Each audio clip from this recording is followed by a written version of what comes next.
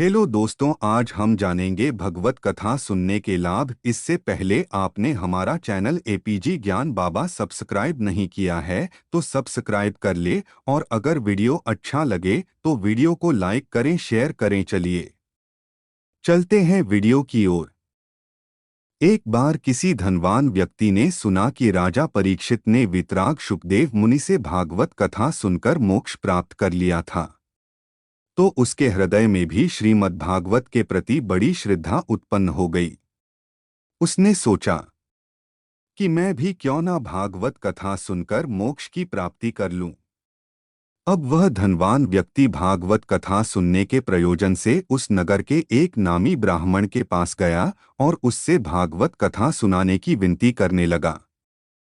पंडित जी नगर के सुविख्यात ब्राह्मण थे। आए दिन वह बड़े बड़े भागवत कथा के आयोजन करते थे। धनी व्यक्ति के आग्रह को सुनकर पंडित जी ने उसका स्वागत सत्कार किया और बोले, श्रीमान, यह कलयुग है। आज के समय में सभी धर्म कृत्यों का फल 4 गुना कम मिलता है। इसलिए यदि आप भागवत कथा का संपूर्ण फल पाना चाहते हैं तो आपको 4 बार भागवत कथा सुननी पड़ेगी। पंडित बड़ा चतुर था। वह 4 बार भागवत कथा करने के बहाने भरपूर दान दक्षिणा पाने का इच्छुक था। लेकिन पंडित जी की यह चालाकी धनी व्यक्ति नहीं समझ पाया और बोला, अवश्य पंडित जी, जैसा आप उचित समझे। भागवत कथा का आयोजन हुआ।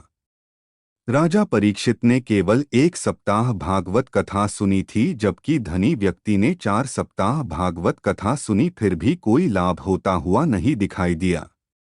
पंडित जी लाभ होने का आश्वासन देकर कथा समाप्त करके दान दक्षिणा की पोटली बांधकर अपने घर चले गए। धनी व्यक्ति बेचारा चिंतित रहने लगा।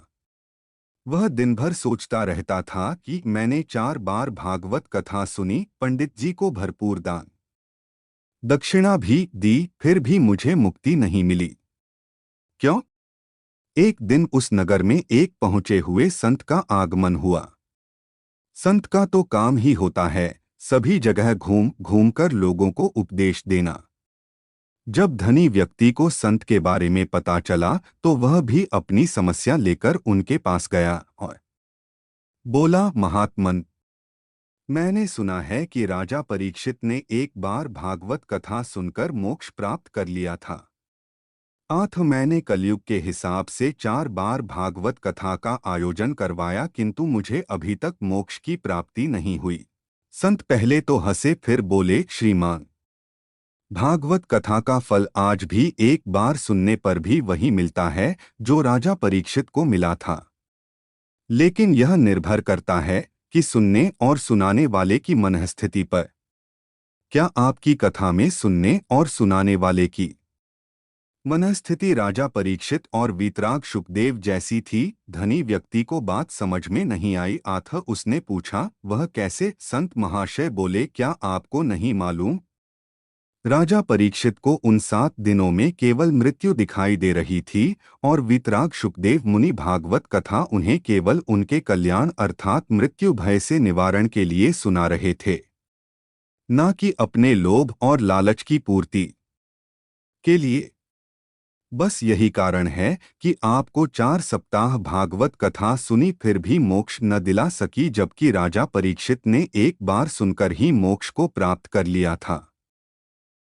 आजकल के कथाकार भी पंडित जी जैसे चालाक है, जो केवल दान दक्षिणा के लोभ और लालच से भागवत कथा का आयोजन करते और करवाते हैं, तथा श्रद्धालु भी पांडाल से निकलते ही सारी कथा वही छोड़ आते हैं। कुछ लोग कुछ अच्छी बातें याद भी रखते हैं तो केवल मनोरंजन और दूसरों को सुनाने के लिए रखते हैं।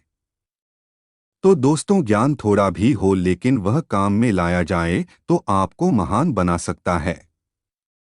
इसके विपरीत अगर बहुत ज्यादा ज्ञान है और वह काम में ना लाया जा सके तो बेकार है। जैसे कि रावण 4 वेदों का प्रकांड विद्वान और ब्राह्मण होते हुए भी अपने दुष्ट कर्मों के कारण मारा गया। यदि यह जानकारी आपको अच्छी लगे तो लाइक और शेयर करना ना भूले और हमारे चैनल एपीजी ज्ञान बाबा को सब्सक्राइब करना भी ना भूलें, क्योंकि हम ऐसे ही ज्ञान से भरे वीडियो लाते रहते हैं। धन्यवाद।